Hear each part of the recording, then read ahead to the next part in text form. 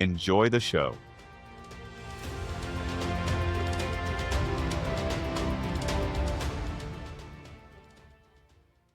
Welcome to Cubcast. We are very happy to have a special guest today, Natalie. Welcome to our show. Thank you. Welcome, Dr. Natalie Zodak. Thank you so How's much for everything having going me. today? How's your day going? Hashem, everything is going well. I'm happy to Thank be God, here. thank Thank you God. for having me.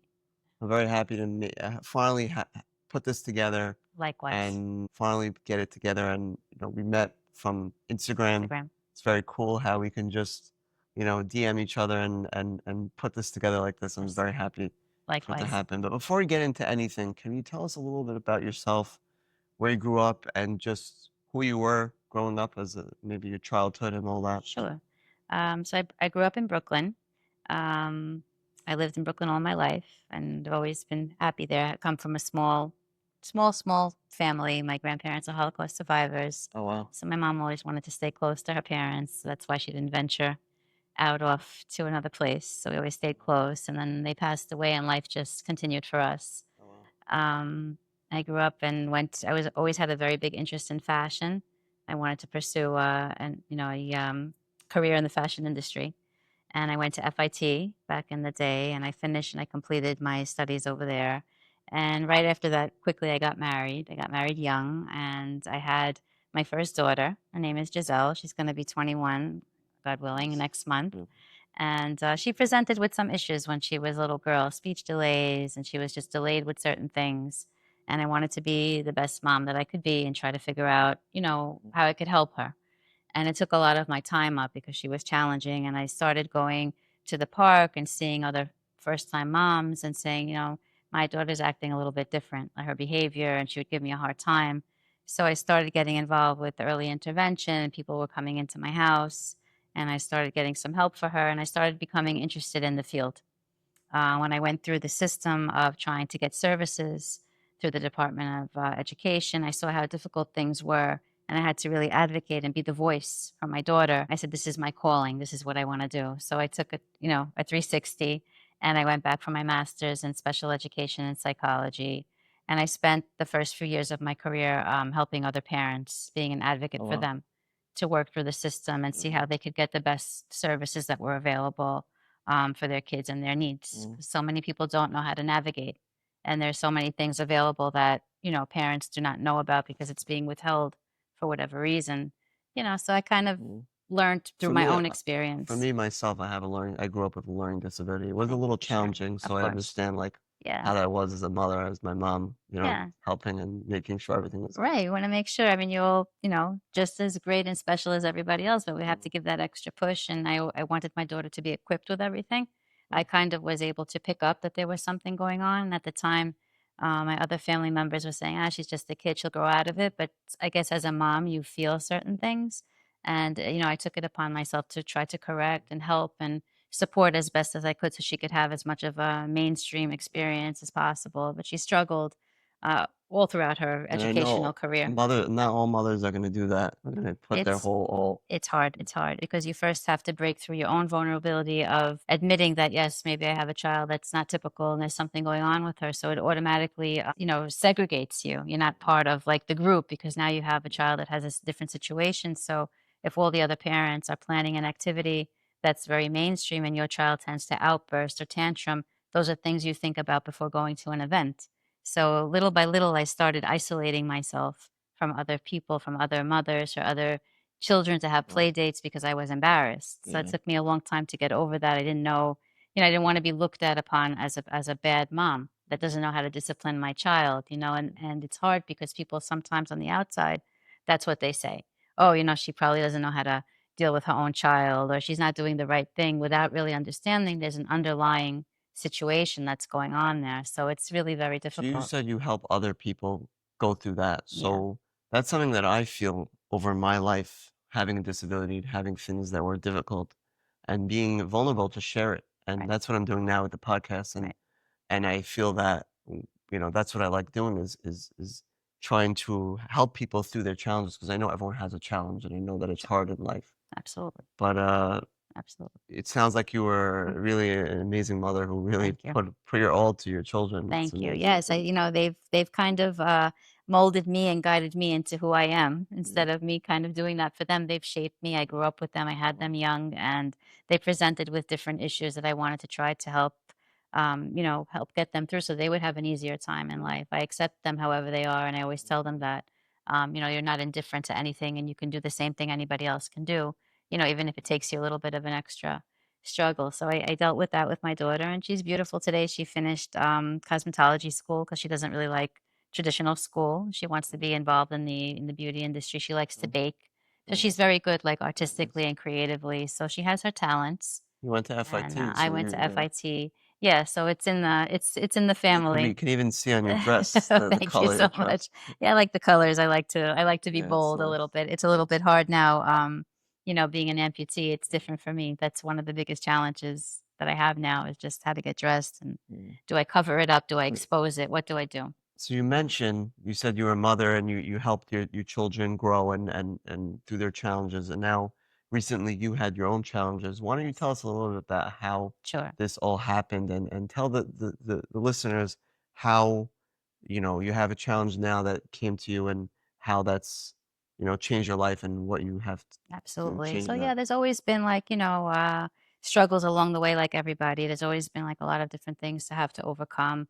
Like I mentioned with my oldest daughter, then I had my second daughter who was, typical and everything was smooth sailing.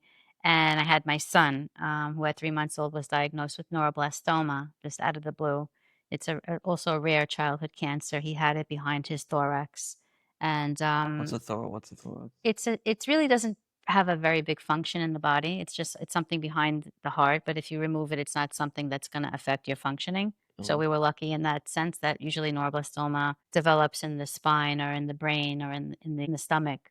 So he got it in a place where it wouldn't be that affected if that part would be removed. but it's near the heart. It's behind the heart. Uh, I'm still not exactly clear as to what the uh, function of that organ is or what it does, but I was told at the time it's not something that would have an impact. mm, Somehow it kind of helps regulate body temperature, things like that. I guess it works hand in hand also with some thyroid functioning, but it's not a major thing to have removed if you have to have it removed. So we were lucky in that sense.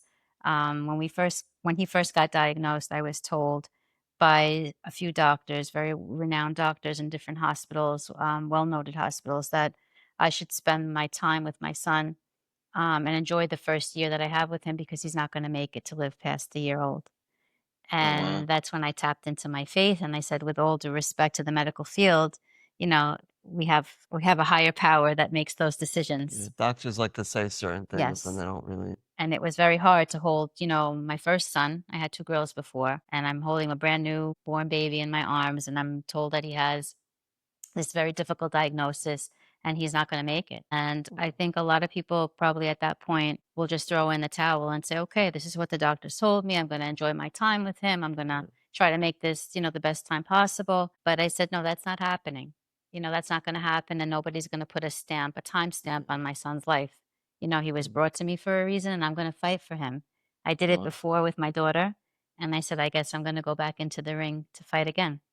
And I did a lot of research, and I was lucky enough to have someone from High Lifeline reach out to Oh me wow. at the time. Amazing organization. They do a lot. Yes, and at the time, I thought it was like telemarketing because I didn't know who anybody was, and I kept receiving calls because my daughter was going to a school that was connected to them. As people were talking, and I got a phone call, and someone had reached out and said, "You're in the wrong hospital. You need to get discharged from this hospital and go somewhere else because we have someone that's going to remove This this is in New tumor." York?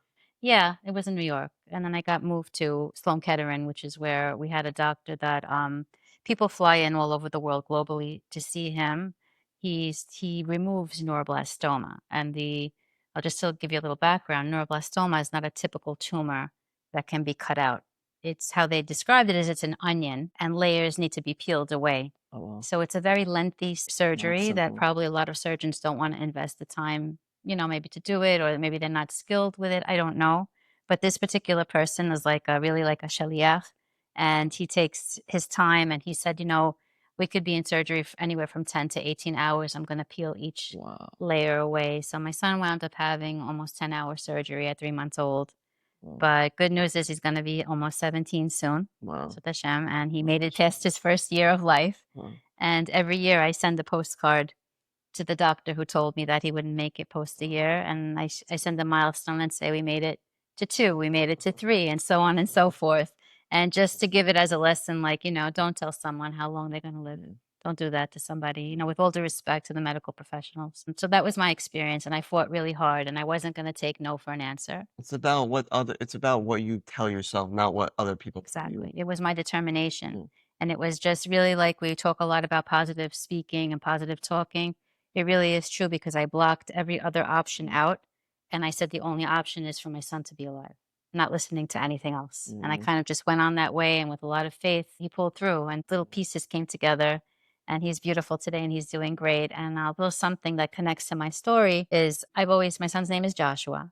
And throughout mm. great raising him, I always told him, I said, you have to do well in school because I'd like you to give back to the medical community because you were saved. You were Wow. saved. So you can't do something different. You have to see what you could do to help other people in any way that you can. Mm, And it stuck in his mind. But by the time he was 5, he was already cleared to be in remission. Baruch Hashem, he didn't have to have any chemotherapy because they removed the tumor, but he was wow. heavily watched. Okay. And he had significant physical OT and PT delays because he was in Mm. hospital bed for a long Three and a half, time.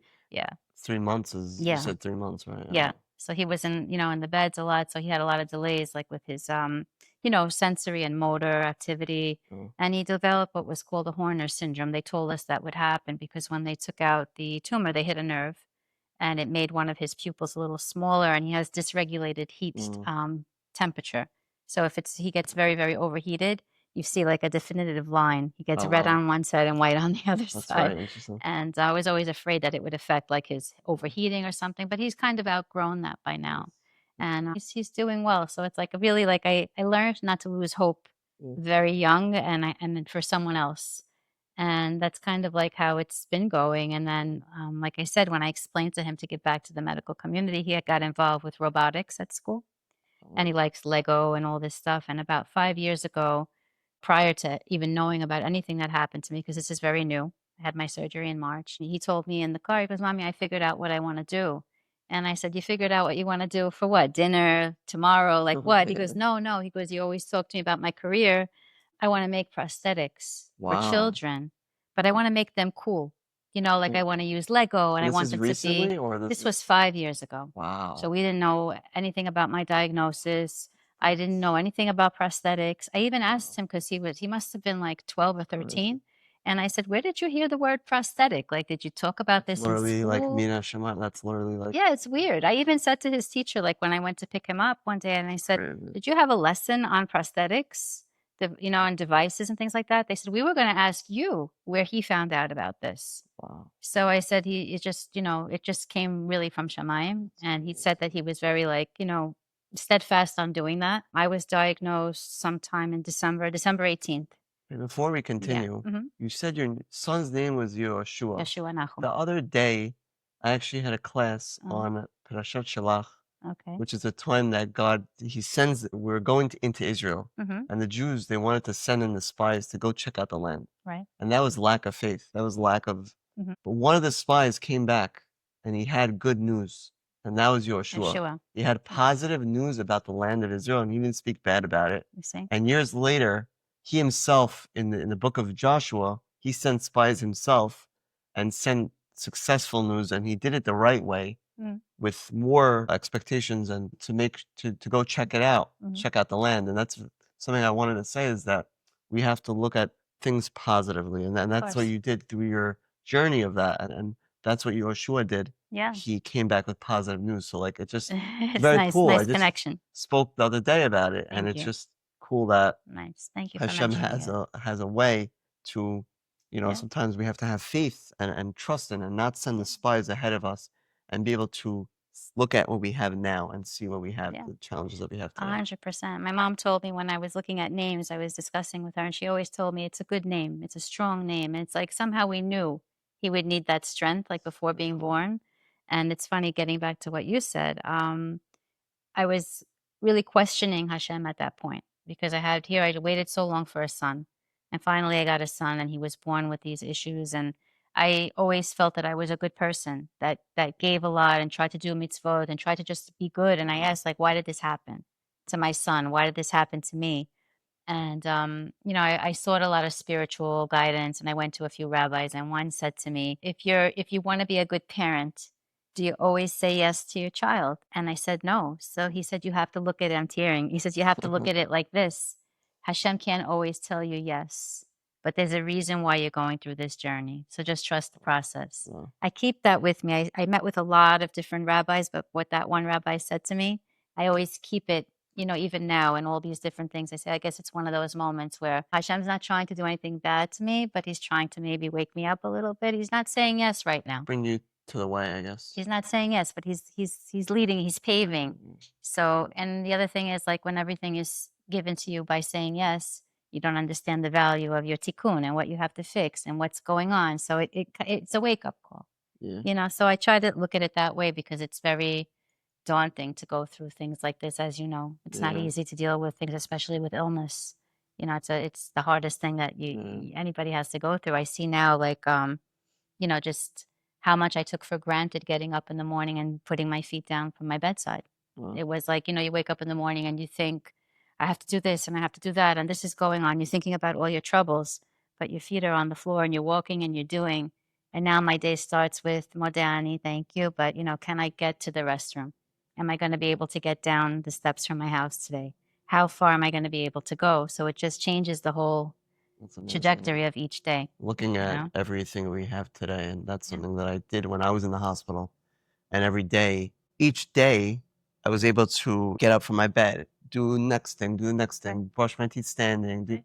Each thing we do, we focus on the things that we have. And if we focus on the things that we have, we're going to be able to look at what we have today and not look at the future, not look at the past. It keeps you present. It And keeps you your present. videos or your content, like I mentioned when I first messaged you, it kept me going, like it's motivation just seeing other people overcome things like that with positivity, because a lot of people overcome things, but to able to share it and overcome it and give that motivation, like what you just said, I remember watching and seeing like your journey and I'm saying, wow, look at this individual, look at what he's overcome. I can do it too. Yeah, exactly. So you gave that to me. So I'm very grateful to be sitting here with you because it's really the truth. And a few other, situations and people that I followed through similar journeys, that's what gave me my strength in those days laying in the hospital, wondering what's going to happen. You gave me hope to say, no matter what somebody's going through, if you have your right set of mind and you have the support that you need, you'll get to where you need to get to. But not even that, bringing awareness to people to show them that it's okay that you have something wrong, that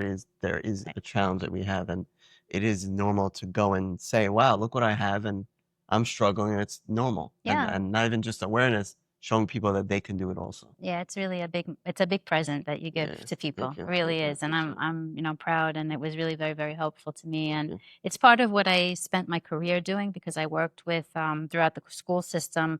I became a director of special education. I worked myself up to becoming a principal in a school for students with special needs. Beautiful. A lot of the work that I did, the challenging work, wasn't actually with the children, but actually with their caregivers, because having to bring certain information to the table to a set of parents or caregivers to let them know that, your child, this is what we're seeing in school, or they may have a learning disability, or maybe there's some diagnostic thing going on. It's so hard to break that news to parents because they're blinded to that. They only see their child as the way they want to see it. And it took me such a long time I did seminars and workshops to just make parents feel comfortable to say, like, it's okay. My child has this situation. Let me become educated in it so I can give them a better life rather than brushing everything under the carpet. That was like a big part of my work.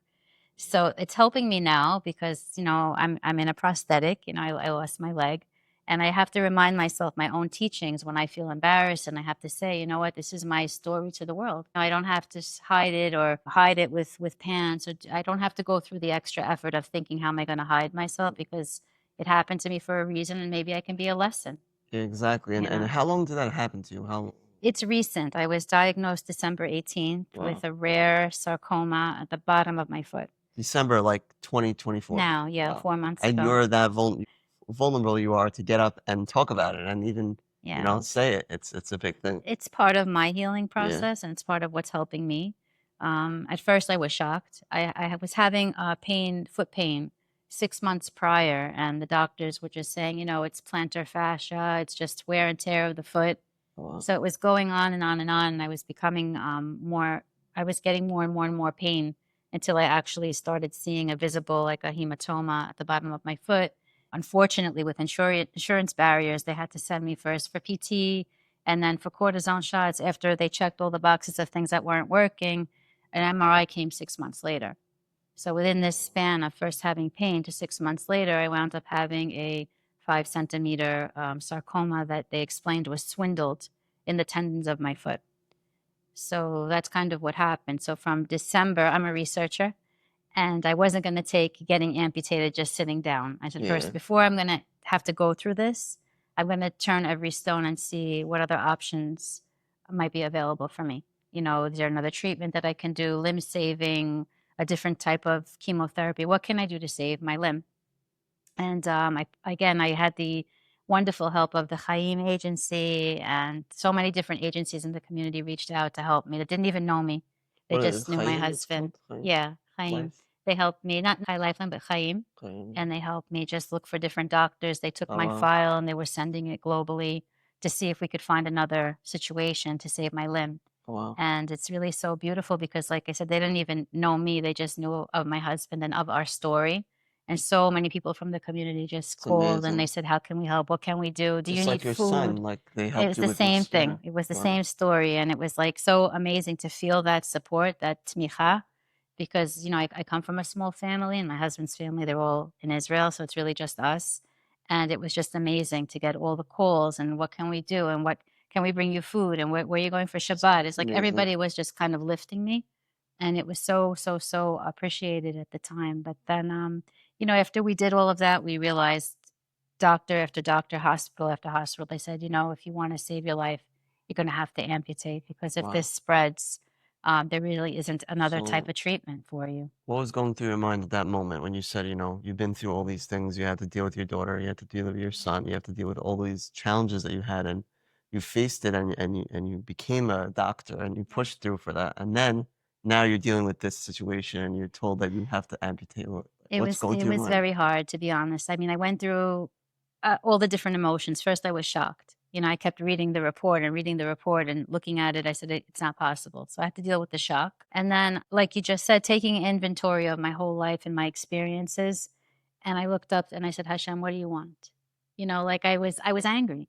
I said, what is it that you want? How many tests do I have to go through? I said, do you want me to just, is it my time to just give up? You know, I asked those questions and I told my husband, actually, we sat one day and I said, look, things haven't been easy for me. And I think I'm tired, you know? And he Yeah. says, what do you mean? I said, I think I'm just going to let this go through me. Let the disease go through me. Let me live my days the way I want to live them. And I want to go with dignity and peace. I don't want to go through all of this. And he said, Natalie, now you have children, you have a family, people are counting on you. I said, I just couldn't see it. Like it was so, how It's am too I going to much. live without having a foot? How am I going to live without having a leg? You know, and so many people are dependent on Wow. me. How am I gonna make it through? My mom's a cancer patient as well. Oh, wow. So, you know, it's like, it just, I said, how much am I gonna be plagued by this? I said, I got the message. I give up. Whatever you want to do, do. Put in the white towel. So yeah, it was, I had to go through that. And I guess that was, you know, a mixture of being afraid and depression and Yeah. confusion. That's normal. It was a lot, you know. It was like, what do I do? How do I muster up the next, you know, ammunition for this battle? You know, where do I find it? You know, I tend to be someone that likes to do for others. So if it was Chas v'shalom someone else, I would muster up the strength. But for myself, it was like, I don't have it in me anymore. I'm tired. So how long did it take But you to kind of put it took a yourself few together? And, days. It oh, took a wow. few days. I had to move fast. Yeah. They were telling me that my tumor was growing as if it had a V8 engine in it. That's what they were saying Wow. to me. It was growing every day. And the fact that there wouldn't be a type of chemo that it would respond to really put the pressure on me to say, After a few days, you're like, I can't die. yeah, I That's have to. not gonna Well, happen. that's what I said. You know what? I could give up. Yeah. And if the end result is that I'm not going to be here anymore, I'll give it a shot.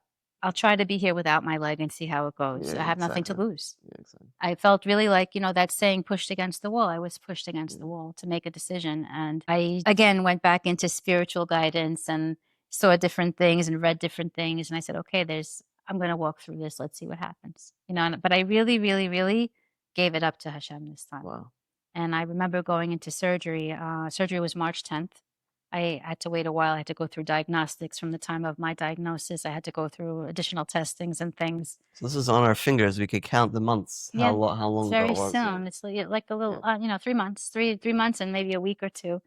And I made the decision to amputate. Then it was like, what doctor is going to do this for me? Who's the best person? I'm dealing with two things now. I'm dealing with sarcoma, which is a rare and dangerous cancer, and I'm dealing with an amputation. It's like, now, what's the best specialist I could find to do that? And Sloan Kettering is known for cancer, but they're not really amputating people every day. So I Is wanted to that where go your son to. was? My son was Oh there wow, too. My mom was treated there, so it's like wow. I'm a veteran over there. But it's really for our family's experience. They saved You us all. have your last name on the wall, maybe. That's it. Yeah, yeah. I guess they saved us all. I mean, for now, Baruch Hashem, everything is okay. And B'ezrat Hashem, they don't need you anymore. Hopefully that Bezrat hospital Hashem, never sees your yes, name again. Bezrat Hashem, only for good things and diagnostics. But I remember the day I went in for surgery, and March 10th. It was a beautiful day. One of the first days where the sun was coming out after all those gloomy days we had. And my husband and my children, everybody got COVID before I went into the hospital. How old were your children at this time? They're just same ages, so 16, 17, 20. Oh They're wow. already, older. And my mom had drove me to the hospital, and it was hard, to not have my family with me and everybody to kind of take me. And I was just sitting in the car, and again, I was looking up at the Shamayim, and I said, "Okay," I said, I got it, Hashem, I'm ready, I'm ready." And I said, "I'm not going to ask you to make me well, or make things go well, or make me healthy again. I'm going to ask you to do what you think you want to do with me, and I give it up to Oh, you." amazing. And I don't know where that strength came from, because it's not me. I'm usually like very anxious, They say but that it when you're came. in the hospital, there's a Shekhinah above you. God is with you Yeah. in the hardest times. So maybe that's what it was that took I over. think that I felt really, really, really, really, for the first time in my life, felt Hashem's presence with me. Wow. Because, like I said, I'm an anxious person by nature when it comes to medical things. And even my doctor goes, "You're very relaxed." He goes, "Your blood pressure is very low." I said, I have God with me, and that's how I kind of went in, like, just very serene. And I said, w- putting that, placing that burden up to Hashem, instead of worrying and saying, "What's going to happen? How's it going to be? Please help me." Just saying, like, Hashem, I know you're with me, and whatever you decide to do, I'm with you, and Because we're you can't really together. do much there. The That's surgery's it. all in God's hands, and Yeah, and whatever the that's doctor it. are doing it. That's it. But you know how we go into this kind of pleading stance of, like, "I'll do this and please help me with that." I didn't go into that kind of plea begging kind of deal. I just said whatever's supposed to be. I accept, and if there's things I have to make amends for, if this is my way, if this is my exit, if this is my rebirth, Yeah. you decide. Obviously you're gonna It's decide. So that's a kind lot of of what faith. happened. So I think just waking up from surgery was like a rebirth, because I went in saying, "Look, maybe I won't even wake up from this. It's a very complicated surgery. Mm. The cancer is very big. Who knows when they get inside and clean out the margins, it might have went further up than they thought. I didn't know. Yeah. So just when I opened my eyes, and my mom was there, and she said, "Everything went well and you're cancer free." Oh, I was so excited. I didn't even think in that moment that I lost my wow. leg. You Oh, it was know, just like you're alive and I everything said, is "I'm good. alive. Wow. I'm Thank God. alive. Can't, they got it out." Beautiful. And I couldn't, It's a good I didn't have the approach. time to process, "Oh my God, I don't have a leg." It was like, I'm here, Wow. so that was kind of like how the story unfolded. And then, of course, I had my ups and downs of, A you question. know, As your mother, you said she was a Holocaust survivor, right? my Or grandparents. your She's the grandparents. first Oh, generation. wow. So Yeah. is there a way maybe your mother gave you strength to tell you Always. stories like that? Always. Yeah. Oh, surviving. My Yeah. grandparents were survivors. I mean, my grandma was in Auschwitz. My grandpa was in Treblinka. He had the numbers on him. So, I mean, it was kind of depressing sometimes growing up with them, because they had a hard time being happy. Yeah. It's like they felt more comfortable being sad. Mm. But there was always a lot of stories about, surviving, and how we got through, and they lost all their siblings and their parents, but they made it. Mm. And they came here and they built a family, and they were factory workers, and they worked hard, and they came with absolutely nothing, and they worked themselves up to do the best they can. So it was always uplifting hearing those things growing up. Like, we can't give up, Yeah. so I come It's from inside of you. generations So of you, of yeah. strength. Yes, absolutely, absolutely. So yeah, it's definitely there. But even with all of that, it's still a reality. It's hard to deal with the day in and day out of, it's a new life, especially when you're used to getting up and going and doing, and I'm slowed down and I'm just dealing with the aesthetic part of it, everything. It's just And hard. and you said you had children also that were a little older. How'd they deal with it, and did they give you strength? Like, how was that? Like, I think it was mixed because I think they had been so used to me being the one that's always providing the strength and always being the rock of the house. I think it was very scary for them, especially my middle daughter. Her name is Amaris Leia. I remember even my mom took her first a video of me taking my first few steps in the hospital with the walker without my leg, and my daughter was on the phone, and my mom took the phone and said, "Amaris, do you want to see mom walk?" And I think she just said no, mm, and then I said to myself, maybe the kids won't want to it's see hard to me. see it. Maybe they won't want to see me. Maybe my own kids won't Uh, accept the way that I look, or that their mom is, has some kind of deformity. What are they going to think about me now? So it was very hard from always being like the cool mom, going to shows with them and dressing up with them and being yeah. almost like a teenager with them.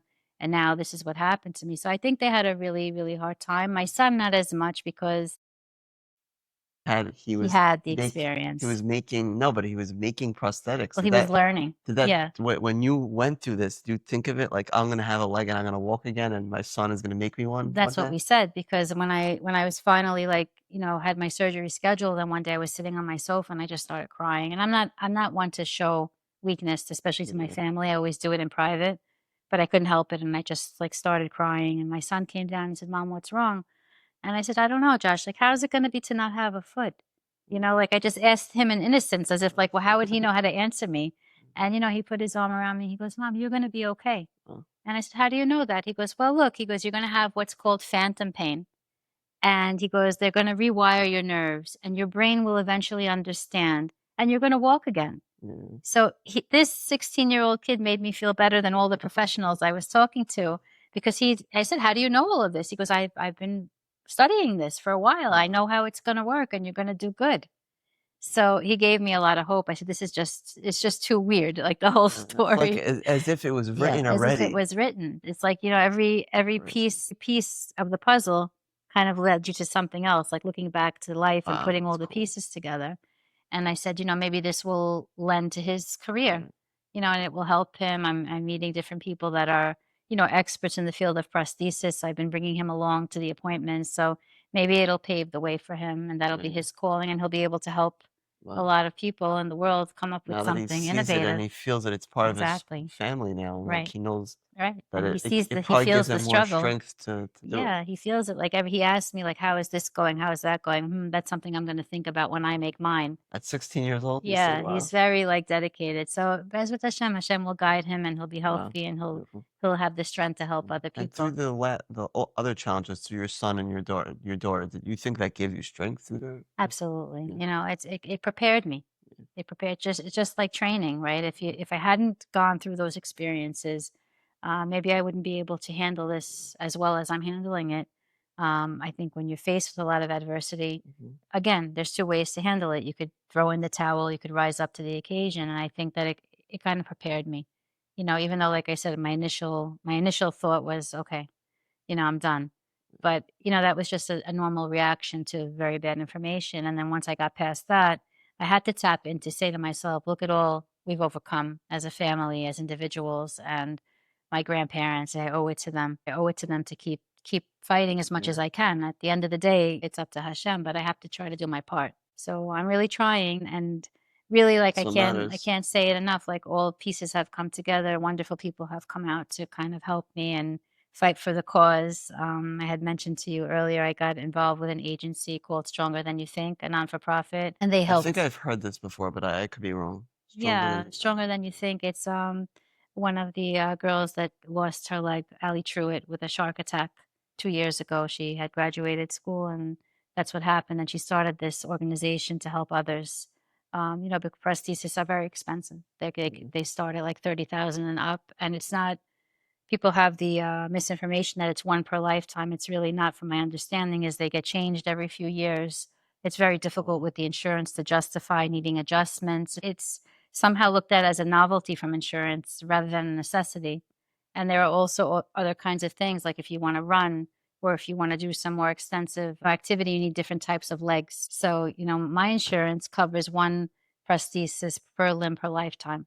Oh wow. So I'm looking into changing that now too as we speak, but it's just all that other barrier, the financial barrier and all the other worries that come along with getting well. So it's amazing that they have these organizations and they put together a fundraiser for me and got me out of the prosthetic I was in a few weeks ago. And they got me this one, which Oh is wow. So you got I got a brand new another prosthetic. prosthetic, Wow. thanks to the two organizations, Stronger Than You Think and A Step Ahead, which is where I'm going for my prosthesis. And they really like very skilled and they got me moving. There's so many organizations. They also have Yes. mentioned the organization. What was it called? Step. Next step. Next step. Yes. They Next step. work with Chayalim, Eileen. work with Yes. soldiers from in Yes. Israel Yes. who lost their legs, and they help them bring them strength. I've seen so many amazing videos online. It's amazing, and it's also amazing because it's like everything. It's the quality of the product. If you have a more proficient quality device, you're able to do a lot more. You know, like I said, for Wednesday, I just received this new prosthesis.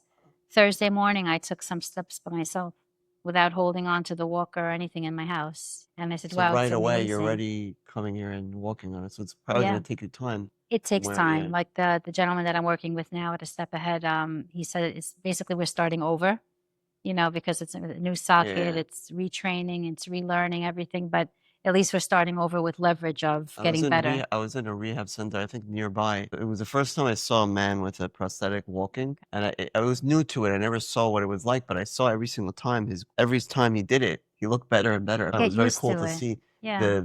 him getting better. It is. It's scary. And you say to yourself, like I said, I suffer from anxiety. And I said, you know, will I ever walk again? Will I know how to use this? Will I have enough strength? Am I going to Yeah. feel shaky on it? So a lot of it is up here Yeah. when you say to yourself, you know what, I'm not going to be afraid of it because it's fear. You know, and now it's like I'm afraid to take certain steps. I'm afraid to do certain things. But I tap back into the strength and I say, what else could happen? So I'll fall, you know. You could also look at You the know? strengths that you have each day. And that Right. can help you also. Yeah, I look at the And milestones not every send day. spies ahead, just like we did in the. That's it. You know, I 3.5 weeks ago I couldn't get home. I hadn't been home in 3 months. I was staying in a house that the Habayit program had let me stay in. I was Wow. there almost 6 weeks So out of many the amazing hospital. organizations Just helping. amazing, really. There's no words to Yeah. say. There's no words. I don't know how to give back. I'm excited. It's what I kept saying. I'm excited to feel better so I can join and give back. Wow. You know, that's really what I want to do because it made such a difference in my care and my recovery, especially when you don't have a family network. So it was Yeah. really, really, I Wow. felt like I was part of a family. And it was really like, you know, people are worried about me, checking in on me, coming to visit me. It was needed because your mind, you don't too much free time thinking about what's wrong is not Mm. good. So having the company and having people come in and just talk to me and giving me support was really, really like a game changer for me. But it took a while after that. I still couldn't go back home and they had to rotate the house to another family that needed help. And I stayed with a childhood girlfriend in Woodmere. This is near your home, like that was. In Midwood. I live in Brooklyn, so it was in Midwood, but it just was a walk-in apartment. Oh, instead of Steps. wow. So anybody out there, has a disability and can't and needs somewhere to stay for a certain amount of Wow, that's reach out. amazing. Go reach Yeah, out to we this reach out. organization. Yeah, I would reach out because I really could not get home. I mean, technically people said you can call Hatzalah every time you want to go up, you know? Yeah, I don't know. It just kind of came. Like I said, Hashem sent everything my way. I didn't really seek it. It just kind of came to me. And I struggled a little bit and it's a scary feeling to say, to be, first of all, without a limb and not be able to be in your home. I wasn't able to be with my kids to kind of monitor what's going on. I was sitting in a separate place. So it was really hard. Some people are afraid to really reach out to these organizations. There's so many things, there's so many platforms, there's so many organizations that can help. People don't realize that. It's true. And listen, it's humbling at first because everybody has pride and myself and, too. I don't like to ask for help. I don't, but it was like, I had to accept it. I was working with a therapist through this and she said, she knows me from prior and she said, you're going to have to accept help. It's part of this journey. That's another part of the lesson is you're going to have to accept that people want to help you. And I said, it's very hard for me to do because I'm a giver and I'm not used to accepting anything. My grandparents who were Holocaust survivors, they always taught me to be very proud. Don't ask for anything. Don't take anything. That's how they were. That's how they were. I remember one time I borrowed like 75 cents to get on the bus back in the day. from a friend, and my grandma was supposed to pick me up, and somehow I wound up with the bus. And she said, "How did you get here?" I said, "I took the city bus." But she said, "You didn't have money on you." I said, "I borrowed from a friend." And then she punished me. She said, "Never, ever. If you don't have 75 cents for the bus, you walk. You don't take from anybody." So it's like we grew up that way. It's like, don't take, just give. Even though we didn't have a lot, it was just like, give. There's certain points that you have to like let go and let. You have to surrender. And I realize that it's part of allowing people to love you, because if you don't allow it in, then, people can't get to that part of you. So I tried. It was a lot of shifting for me, and Just like you surrendered before your surgery, same idea. a lot of surrendering, a lot of surrendering. That's what Goodell Fenster says also a lot. If you listen to Goodell Fenster, that's his biggest thing: surrender. Let it go. You have to surrender. You have to. I don't have any choice about anything. I feel like right now, like even now to this day, my life at this moment is not mine. I'm contingent on other people. I'm dependent on other people. What time somebody will come home to help me, with a shower, to get groceries, I can't do my everyday things the way that I used to do them. It's a gift that we have to tell other people that have health and have things correctly. They should go out there and take advantage of their abilities and take advantage of the small little things that they can get up in the morning and do everything themselves. Exactly. And that's what happened today. Actually, interesting connection. On Instagram, I was following someone, and they had posted like a lot of shoes on their feet in the morning, like getting ready to do a workout. And that was the message that I left. I go, "It's so amazing to be able to have feet and be grateful that you can walk and have about your day, and God bless," and all positivity. And the person had responded, and they said, "I am very grateful. I was in a major car accident 3 years ago, and I was in a wheelchair, and all this stuff happened to me, but you didn't know that by looking at the page. But when I made the comment, that comment came back, and it was like, thank you for making me Remember, go tap back into that." And I think that's maybe, if there's any good in what happened to me, maybe that's the gift that Hashem is allowing me to give other people. I even remember, like, when we were staying in Midwood, I was in the wheelchair on Ocean Parkway, like for Shabbat, and a lot of people would be looking, they were looking at me and looking down because I didn't have a prosthesis on. So I just didn't have a leg. So there's no foot, and you see like the children walking by and everybody looking, not in a bad way, but curious, empathy, whatever. see them maybe. And I was talking to my rabbi about it, and he said, "It probably made you feel bad." I said, "You know what? At first it made me feel bad, but I tried to look into what the higher meaning of what's happening is." And I said, "What if someone was having a very bad day, and they're walking on Ocean Parkway, or they had a fight, husband-wife fight, or something happened with their kids, and they went out for a walk, and now they see someone like me. How are they going to feel if they're able to take it in? How are they going to feel when they go back home? Maybe they'll make up with their wife and say, 'You know what, I'm sorry,' because they'll realize, like, my wife can walk, my kids can walk, I can walk." Right? I just saw this fairly young woman in the street with her family, and she's in a wheelchair without a leg. What could be so terrible that I have to, like, get myself inside out, turn myself inside out to argue about? Let me be grateful. So I said that to my rabbi. I go, maybe I could be like a symbol of that for people. I don't know if I'm like talking. Even if you're not doing anything, you can still be doing something. Maybe just my presence of, if you had a very bad day, or you lost your job, or something happened, you could say, "You know what? I'm not like that woman today. I can walk." And we discussed that in our other podcast. We met with Ben Taplin. He went through a situation where he was in a coma, and he had to learn how to do everything again. And he was able to, from his situation, some people just look at him and they're inspired by him. That's what we discussed. Then we discussed Hoodie Aria, people staring at her. And she took that, and she had no arms and short legs, and she was hardly able to, do something about it. But what'd she do? She spoke to the children and said, "Oh, how are you?" And I understand that she's not an alien. She's just someone else with another challenge. So it's exactly what you said.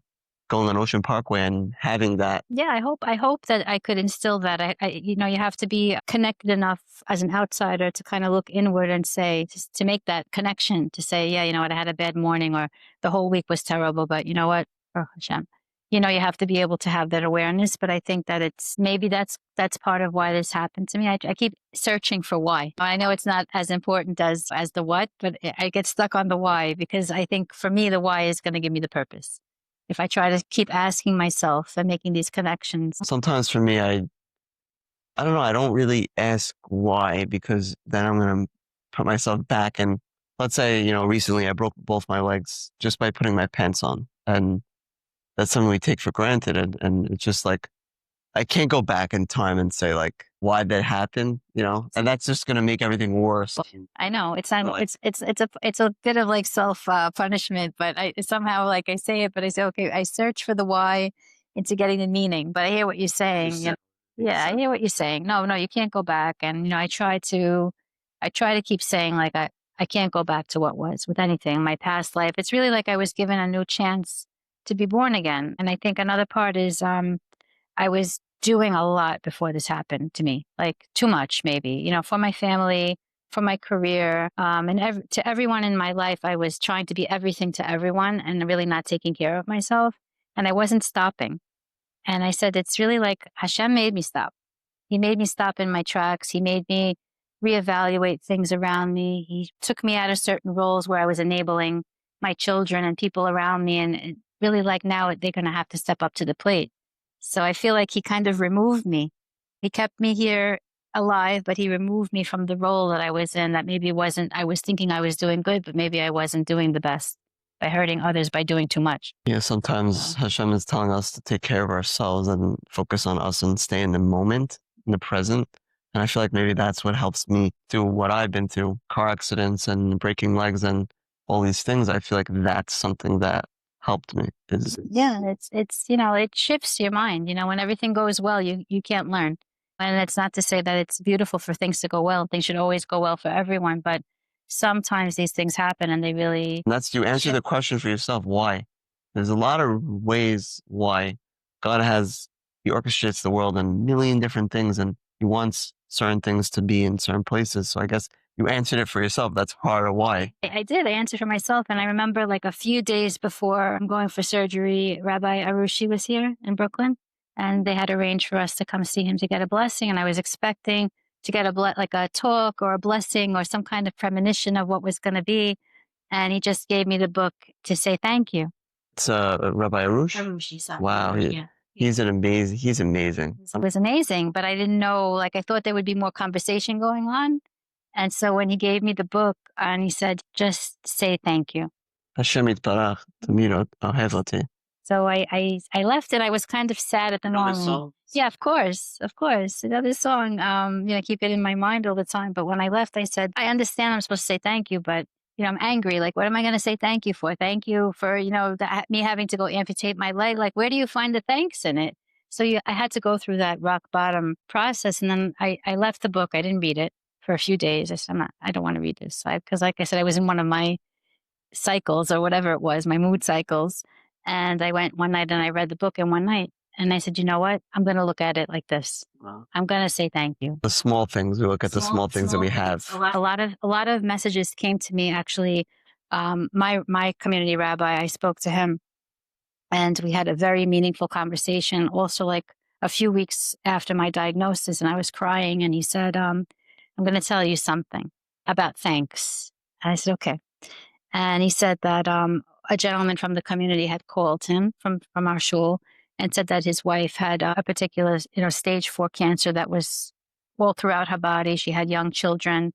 And he said, before me even knowing what you were going to go through about having to need to be amputated, this gentleman called me and said, I wish that they would just be able to cut my wife's hand off, leg off, something off so she could be alive. Wow. So he said, you see how as difficult your situation is, there's somebody else on another line that's wishing to be in this situation, that they could just take something off and be here. And I think that gave me so much motivation, because I was like, because when you hear something like that, it's like, what could be worse than this? And unfortunately, there's always something worse. Like we say, if everybody puts their problems in the middle of the circle, they'll take theirs back, because there's always something else. And I'm sorry that there's things that people are struggling with. By all means, I don't want anyone to struggle, but it gave me strength. That makes you look at the small things and you're thankful for the things that you have. So let's say someone is in a hospital bed, God forbid, they can't move a limb. There's things that they can be thankful for. They have family that help them, doctors. There's always something that we can look at and find in the situations. God gave you these symbols, like your son making aesthetic legs, which is very cool. And I guess you've probably helped you look at those small signs. And he did. He helped me a lot. He came with me, and I felt like comforted by him, because he's passionate about it. So he has a lot of information about it. But it makes you stop. Like, when I was just running every day, running to work and stressed out, I wasn't looking at how beautiful the sky was that day or how nice this tree was. Oh, look how nice the scenery was. I wasn't able to take any of that in. And then when you start taking in, you have to go back to Hashem and say, Hashem created this. So it connects you back. Whereas before I wasn't looking at any of it. I was just in my own box, bombarded by whatever my stressors were. And I wasn't really appreciating things around me, even though I thought I was. I was doing good things. I was being a good person, but I wasn't taking in all of the gifts that we have. So let's say in January, I was in the hospital for breaking both legs, and I would look out the window, and I had such a beautiful view in Miami. I could have got hurt anywhere else, but I was in Miami, and I had a beautiful view. So I looked at that small little thing that I had in the picture. That's what you have to do. And that's what I say every day. Like I say, I start my day with Modani. Thank you. I open my eyes. I can see. I'll get through it. And I think that's the main thing. And that pushes through those moments where you can't get through it. You have to go back and remind yourself. So what's one thing that you would tell somebody that's maybe going through a hard time, who's lost, who's confused, who maybe lost their leg or doesn't know what to do in this situation that they're in right now? What would you tell those people? What advice would you give a person that's going through something right now? I think I would say what I did is really try to, go inward to yourself, try to see how you could pick up the strengths that you have inside because we all have inner strength.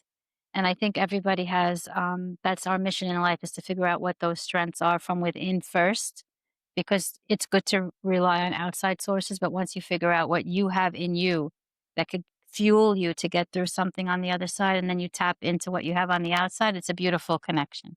It's a good mix because it's both. It's inward, outward, and I think it's really great to have support, but I think a lot of the moments when we're alone, those are the hardest moments. And so it's so important to find something within you. So whether it is getting closer to Hashem or it is listening to other people's stories that could give you strength. Listening to this podcast, Listening to this podcast, I think that it's very, very helpful. Those are the things that help me. Like I said, watching your videos, your content, that was something that helped me. If it was 3 o'clock in the morning and I didn't have who to call, I could watch your video several times a day and say, look at what Isaac is doing, or look at what so and so is doing. So I think finding that the means of first trying to, support yourself, because we each have the strength inside to get through whatever we're presented with. It's like they always say, Hashem doesn't give people things that they can't deal with. I really believe it's true now. I don't think that things are just like cliches and sayings, but I really believe it's true. If it happens to us, it happens to us for some reason, and we have the inner strength. We just have to dig in to find. or even look at the organizations that you've seen or Sure, all the outside supports, everything that you can kind of muster up to get you through whatever you have to get through. And like you said several times, not to be embarrassed. I think that's a big thing. bring awareness to other people. Bring awareness, not to feel ashamed, not to feel embarrassed, because we're all, at the end of the day, we're all, flesh and blood and bones. We're all made from, we came here a certain way. We're going to leave a certain way. Beautiful that you said that. Yeah. Yes. I actually just discussed it. I was learning Prakava before, and it says, end of the day, give someone a happy face. Give that to them because in the end of the day, we're going to be in the ground with the worms. That's it. Sometimes it puts it in perspective, because it's like we're running and we're doing and we're stressing out about all these little things. And then at the whole trajectory of the life, what's really important? What do you want to take with you? What do you want to leave the world about things that you did? Things that we acquire, things that we want to have. It's nice, but what is it? What legacy are we each leaving for the next generation, for the people that are watching us? And that's how I try to look at it. Like, if I was taken away today, what did I leave my family? What values did I leave them? What lessons did I teach them? What can my community say about me? And so when you start thinking like that, the little things that we get upset about, it really puts it into perspective, because it's like, how meaningful is this day going to be in the whole trajectory of my life? And why stress out about it? So each day on its own, I I guess. think each day on its own. It's easier said than done, because, when I was guilty of that too, when I was okay and just going through things and, getting upset about every single thing. And now it's like, it's no big deal. It's no big deal. Everything is fixable. There are people that are going to be in these situations where are going to be very hard and we don't know what to do. But as you said, listen to other people, what they went. Yeah, listen to other people. Try to I think isolation is the worst. And I'm like a person that I'm an only child too. So growing up, I grew up an only child and very much alone. So it's very hard to, like I said, to kind of to spill it out, and A good girlfriend of mine growing up, when she knew that I couldn't go back home, she called me. She lives in Woodmere, and she said, "You're coming to my house." I said, "No, I'm not." And she said, "Yes, you are." And she like said, "You, I have a." She had a room in her house because her father-in-law has traumatic brain injury. So she had the room set up. She had like a hospital grade bed, and she had a walk-in shower, and she had a way for me to just come in and out through the garage. But for me, like I said, going back to grandma and grandpa, you don't go to other people. You don't bother people with your burdens. So she just told me, my friend, she goes, "You're coming here and there's nothing else to say." And it was, again, another moment where I surrendered and I said, "Okay, I'm going to ask you. I'm going to ask you for your help." But I couldn't stop crying when I did that, not because of being sad, but it was like such a release for me. I was never able to think, okay, well, if this happens, I can lean on someone, because I'm always so used to leaning on There are myself. different situations where you're going to have to lean on somebody else. Like, as your grandparents surviving Auschwitz, they had to probably maybe survive on someone that could help them live, or maybe something a little I don't know small. why they came out like that, so proud, but it's just something that they It's instilled. hard. They've been through a It's hard. lot. Yeah. Yeah, it's hard, and it's always like, we don't wanna owe anybody anything. It's just fear. Like, if we do something, then something will come back to us. I don't know, all these different superstitions, There's but another way you can help by you right now telling your story is something giving back to all those things yes. that you. I mean, it's funny because, they put an Instagram story out about my journey with Stronger Than You Think and A Step Ahead. And I put it on my story, and so many people that I know, wow, it's like so brave of you. We're so proud of you. And they see it as something like magnificent. And to me, it's my duty. Exactly what I get from those videos that you tell me that all these people tell me that it's amazing. Same idea. Yeah, but I feel like really like, if I'm going through this process and we have the novelty today of having social media where people, like you say, are more aware. And if our stories touch one person, two people, 20 people, 1,000 people, 1,000,000 people, it's going to make something very significant for the person that it touches. Because like I'm speaking from experience, like seeing that, and then the fact that you could replay it. And like that's what my point was saying, is if it's 3 a.m. and you're sitting someplace and you can't call someone and you tap into one of these things, it's always there as support. It's visual and it's audio and it's there in front of you to say yes. It's a reinforcer. So I think that it's hard. Of course, it's hard because we all want to portray ourselves in a certain way and we want to put our best face to the world, and people, we don't want them to know our vulnerabilities. But if it's already impacted me, I feel like it's my duty. And what I've learned in leadership and being in leadership and getting a higher degree is to kind of live your life by example. So if I hide my story, if I don't want to share my story, I'm doing people a disjustice. Beautiful that you were able to tell your story today. We Thank you. thank you for coming on Cubcast, and we're very happy that you were able to make this happen, even though we both have our things that were Yeah. hard for me to go up your stairs or you to come here, but it all worked out. Hashem has a plan. All worked out exactly the way it needed to be. And this episode is very powerful. And thank you for joining us. We're very happy that Dr. Natalie Zodak was able to join us today. That's how you pronounce your last name, right? It's Sadok. It's actually it's really Sadiq, but they made the yud into a vav, so it became Zadok in English. It's all good. So it's Zeta. Zadok. Yeah, Zadok. My pleasure to be here and to be in your company and to learn from your story. You've given me a lot of strength, and I hope that I could take your strength, recycle it, and give it back to others. So really, So all the yeah. listeners that listen today, take this in your own, take upon something that you can hear from Natalie's story, and God willing, we be able to have strength to get through our challenges. So thank you so much for joining us today. Thank you. I hope get better and everything Bezrat works out Hashem. and you have a full recovery. Thank you. And everyone else out there that's going through something should also. Amen. So Mishpash thank you leha for to joining everybody. us today Thank you. and have a wonderful day. See you as Thank you. well. Thank you. Thank you, everyone.